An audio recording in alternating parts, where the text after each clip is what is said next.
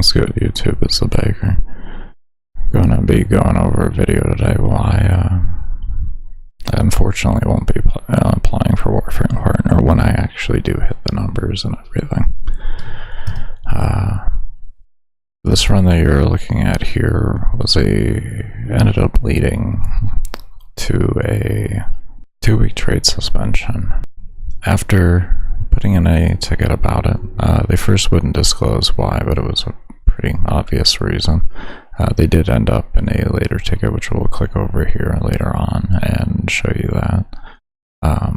One thing that didn't make sense to me was ill-gotten gains. They still haven't clarified anything on how of that. Led over into a follow-up ticket. Exactly, you know, wanted to post everything about it and really know. They finally did admit to it, being my ODS run.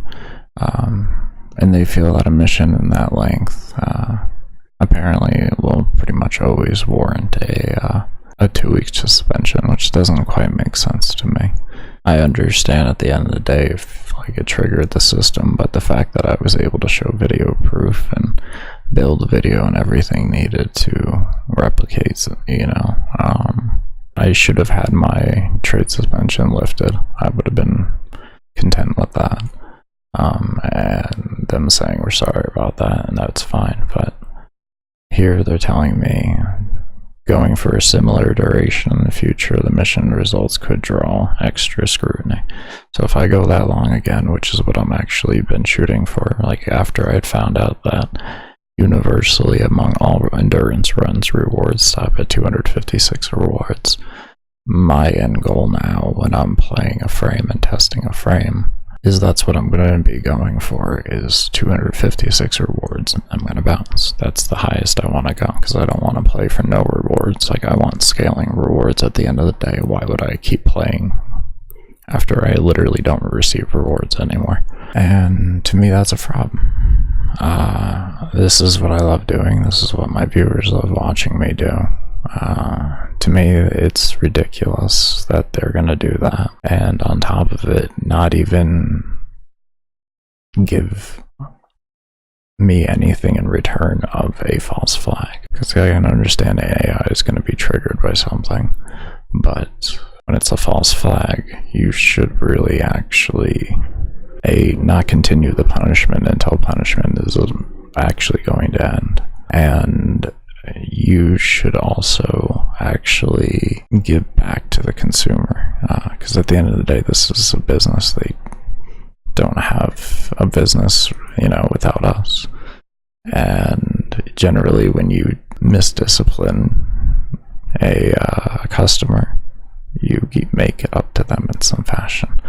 They're not even willing to do that. They just say thank you for understanding. And then, you know, like I said, proceed to tell me that if any other runs, you know, I could pretty much result in the same thing. And that's, to me, it's ridiculous. Like, it's fine if you want to review the run, but at some point you have to realize that that's what that person's going to be doing, and you need to put a note on their account so that the AI doesn't actually do that to them immediately, so that you can review things first before you put in an implementation of a punishment if they were to have been exploiting. I don't quite understand, like, why you would implement something into the game and then not give it any type of support or even understanding that players are going to go this long. At one point in time, you couldn't go past 14 hours in survival. Mobs would just stop spawning. And that was less than a year ago. Another thing that happened too was mobs actually mobs scale to level cap at a faster pace. It used to take 14 hours to get to level cap. Now it only takes 8 hours, 20 minutes. There's support that goes into this, quite obviously. So why wouldn't there be understanding that a player would do it? If you're not able to actually afford testing for something, I can understand that, but don't implement it into the game if you can't afford to properly test for things and know what a legitimate run looks like in numbers and all that when somebody actually really puts their heart into something. I spent a long time trying to get this build together and worked my ass off, trying to figure things out. Lots of failures. Like, I would have, you know, of course, distracted from a mission or something like that, but to me it was a failure because I didn't hit the point that I wanted to. I was originally in this run, I was going for overall world record, which is 51.5 hours. I stopped because I didn't get any more rewards. I grind my ass off personally to be able to have the consistent giveaways that I have for y'all on my stream. When you find these players that do things legitimately, you actually should be going to them for advice. I can understand you're gonna have questions, but just ask them. Like, if you found out that they can provide everything you need for the run, just ask them some questions. Then if they're not willing to actually disclose information with you, well then yeah, they're dicks. Because you should honestly love this game enough to want to see more support put into it. But you know, as at the end of the day, when I did bring it, you know, I brought up the fact that if you can't afford to test something, you shouldn't implement it into the game. Well, then you may say, well then what would you recommend to be done? Well, I have made a forum thread back in October, actually. Go ahead and get it up here for you, one moment. Now, the idea that I came behind, and I would personally think it would be a lot easier to test for and more reasonable to test for as well, would be an idea of a level bracketing system attached to normal missions. As for fishers, I do think that this could benefit from it, but in a different fashion, and I would rather than going into it right now, I will make a forum thread on it and then a video on the forum thread. But for this would be attached to your everyday mission. It would be friends only and solo, so you don't have, you know, toxic pugs coming in or people that aren't prepared for the content, not exactly coming in ideal for it. So this is something that you can get friends together, you can go in yourself and really actually have the ability to test the builds that you're making to their fullest extent. One of the biggest problems I find with this game is your everyday play. You don't really utilize your warframe for everything that it's capable of being used for. There is, of course, the abilities that are just not good in general, but let's exclude those. In reality, all the abilities you use, they really aren't needed, and all they do, all the only ones you really primarily use are the ones that increase efficiency. I would really like to see a difference in that, but when I was talking to people, veterans, new players, casuals, min-maxers who don't have much time available, all the way up to the people who are setting world records, going for world records and have 12 hours a day they can play this game if they so choose. And the biggest complaint that I got was how long it takes to get to the levels that they want to play at. So my idea behind this is a 4 rotation, just like what the normal everyday casual player does, 4 rotations and out idea, but with increased scaling, but set scaling between each level tier. As you can see here, the levels and everything, these levels I personally got from doing solo missions mainly as a whole, and just learning when I had to change my builds around and go for a different level of play as a whole. So that's where I came out with these. But granted, like I said, I've only been playing this game for, I took like a 3-month break at one point, so like a year and a half, just about 2 years, like 3 months shy of 2 years, I want to say. So my information that I provide here, when it comes down to level brackets and everything per the levels, other people might not actually see the same thing. They might find it easier in between each bracket and want each bracket larger or something of the sort, but this is a brackets that I found to be the acceptable range as a whole, from at least collecting from the small amount of people that I talk to when you look at the entire Warframe community, because I would say I only talk to about 100 people or so. So really wasn't many players. But what I tried to do was just encompass a large different type of play styles and just time available on the game and what they like to do on the game. And of course, like I said, the public, or not being on public, I feel would be the best thing for the game, because it would also give a chance for the community to actually work together more in missions, making people use the recruiting channel and all that and actually work together and increase clan activity and everything. And I also feel like this could be led into something with events as well, as like speed runs and such like that.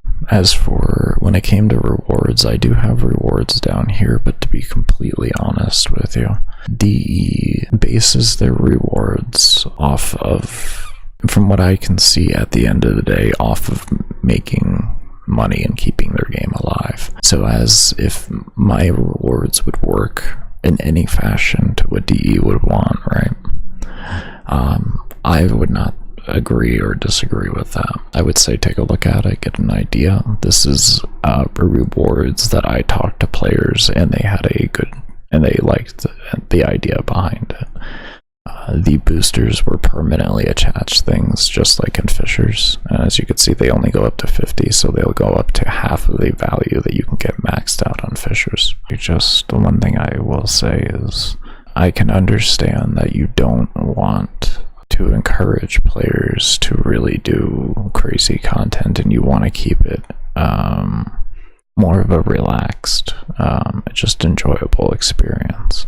But giving players who can do higher content than others more efficiency, I don't think there's anything wrong with that.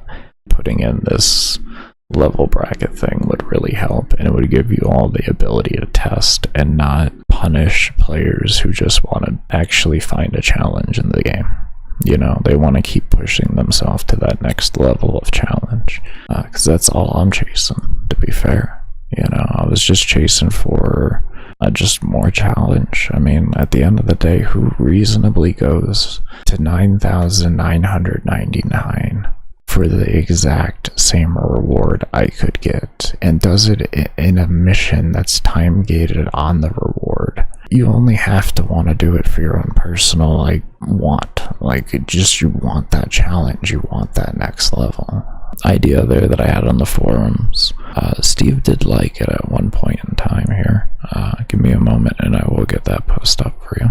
This was the post here. I had two different things in here, and that was a different spawning for etalons, which essentially, to sum that up for you, I will include links to all the forum posts and everything down below. But to sum that up for you, it was just turning them into essentially how arbitration is, but when you go in, you have a 50-minute timer.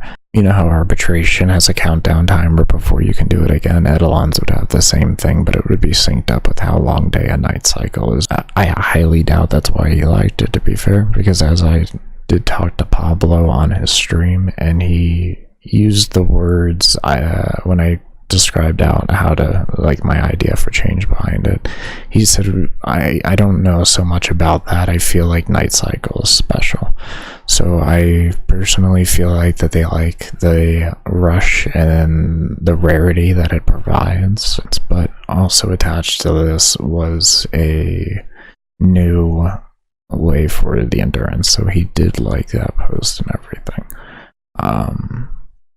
So there is at least that, thankfully. But as to if we're gonna see anything with that, I highly doubt it. We could. I did hear something about on Mogamu's interview with DE that they were looking into something with the tier idea for it. So if they decide to bring the tiers back and all that, it'll be interesting to see how they do.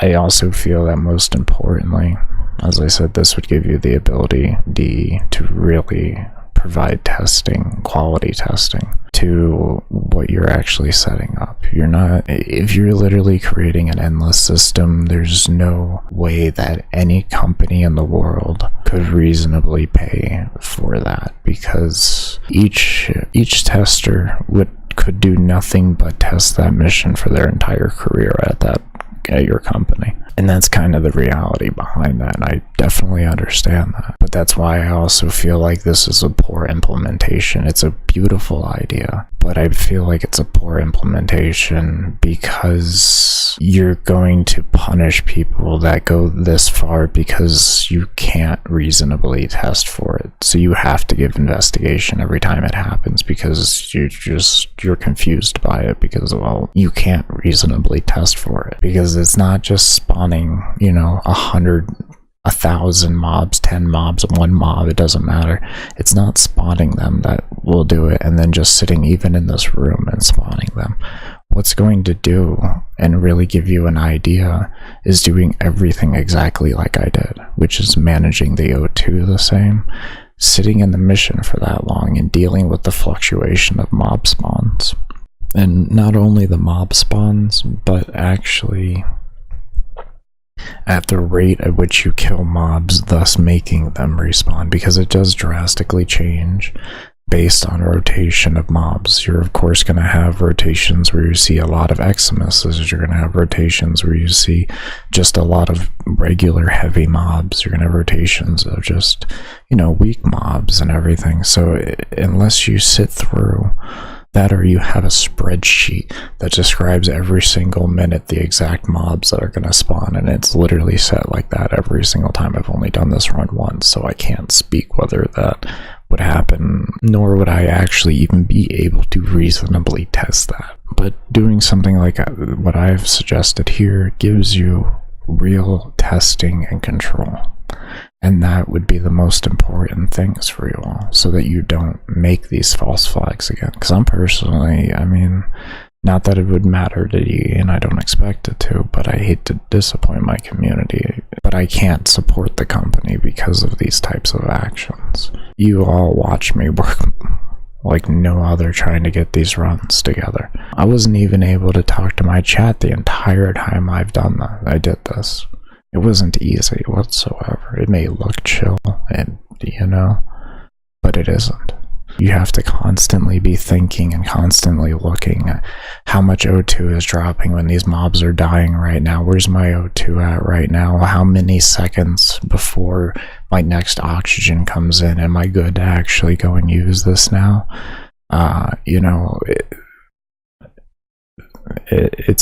There's so much to think about. What type of mobs am I looking at in front of me? Are the mobs weak? Are the mobs strong? Do they have a lot of health behind it? Where are they? Are they off attacking each other, off in Egypt, not providing me more damage? There's a million things that you have to think about during the run. But honestly, the personal reward I got out of it was amazing. I didn't, I wanted to, like I said, I wanted to stop going so that I could keep efficiency up to actually making rewards and keeping my plat coming in. That's so I could run giveaways and all that, but just being able to go this long and do this well, it felt amazing to be able to get to that point because I had worked so hard on it. Mugamu gave it an amazing idea, I personally think. Just giving buffs that drop when you kill enemies. So you can get buffs to your Warframe health, its abilities, and all that. Even put little buffs as well that increase, like, say, a defense target or a excavator drill that you can pick up and bring over to the target, and then drop it at the target by running onto it. That buffs its health, and if it has damage taken, it would heal it as well. So it would buff its health and its shields, its armor, its ability to actually resist damage, and really forced into meta comps. I could honestly say that I believe that one thing Warframe really doesn't want are just these are the only cops you can run for a mission.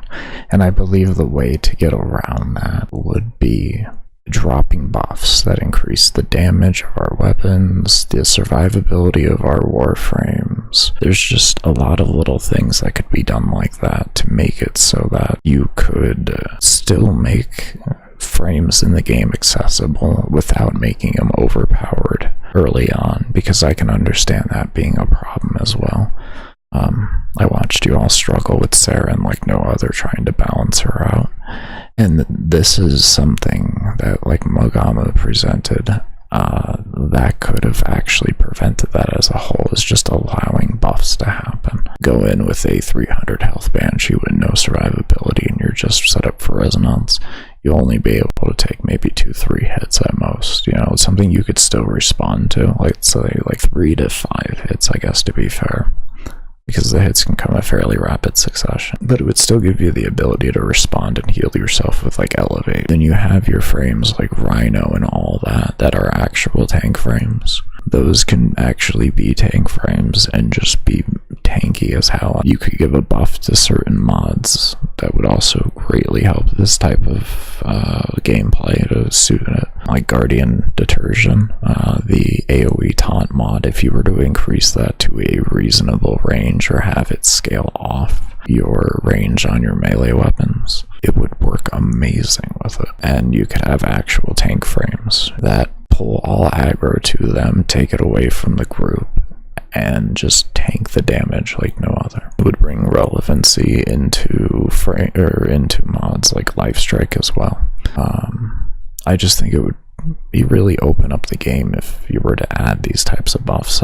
When I listened to that video, it was, to me, the perfect thing for Warframe, because you don't want things to be strong early on. You still want immersion in your game no matter where you're playing, and I can understand that 100%, and I support it. I purposely, when I'm doing lower tier missions, unless I just really don't like, I just really want to chill and not really care about anything, I will still go into them with lesser setups in the way of like using weapons that don't have crazy KPS, you know, so say like a Prismagorgon or something like that. You know, I won't use an AoE frame that just melts everything. I'll just use a utility frame to buff, or a utility build, I should say, to buff my actual weapons. And that's, like I said, where I feel that buff system would be perfect. You could get a stacking buff system that you would keep picking up, and it would keep buffing up your Warframe. And I think it would be beautiful in the way of how that could work. If we want to still keep something like Magus Elevate relevant in the game, because if we just make a stacking health buff, it's going to completely erase the relevance of Arcane Elevate, and we're not going to have reasonable ways to heal ourselves outside of Lifestrike. So we don't want to lock ourselves into that, and we don't want to lock ourselves into only playing with Trinities. We will think about that, or even like a 4 Equinox for that matter. You know, just like really hard burst healing frames, you know, and stuff like that. We would look at a damage reduction system. Now, of course, we don't want to hit 100% damage reduction. So we would split the buffs into a different buff system every single 90%. As for exactly how the numbers would look and how many stacks you would get at level cap, I can't personally tell you, because you're one shot so early on. It doesn't, you know, it doesn't matter the frame you're playing. You could be playing a Nidus with just, you know, or even an Inaros stacking the hell out of your health armor and all that adaptation, just going crazy. You're still not going to see like crazy, you're not going to see even 50% of the level cap, which is 5,000. So because of that, I could not give any recommendations, because you would have to test. This has gone way off basis as to why I'm not applying for Warframe Partner, but I don't feel like I should just senselessly complain. I feel more, I get my complaint off my chest, which was, I'm mad about X, which is the fact that I got my account suspended for doing an illegitimate run. Being able to show proof and everything, they still refuse to even look at that and try and make up for it or do anything of the sort like that. And then to proceed to tell me that they're going to enact further measures is if I actually continue to do these runs, which makes no sense to me. I could understand, like I said, if you want to review the runs, but why would you put a trade suspension on me for it? You put it into the game. Why is it surprising that somebody does it to the point where you feel a need to put a trade suspension on? I truly don't see it. But be sure to let me know what you all think about the video in the comments down below. My idea that for give us scaling content or harder content for that matter, and also reasonably be able to test for it as well. And the ideas as well that Magamu made about the buffs, let me know what you think about that in the comment section down below. But be sure to throw this video a thumbs up if you enjoyed. Throw it a thumbs down if you didn't, and let me know in the comment section down below if you did or didn't enjoy and why. Also, if you have not, definitely be sure to follow my Twitch channel. I am a full-time streamer. For the time period, I stream a lot of Warframe. We'll always be streaming a good amount of Vermintide too as well, and we play a little bit of City Skylines from time to time. And also be sure to throw a subscribe to the YouTube channel if you have not. Post build videos on here and such like that. But I do hope you all take care, stay safe, stay humble, be open, and as always,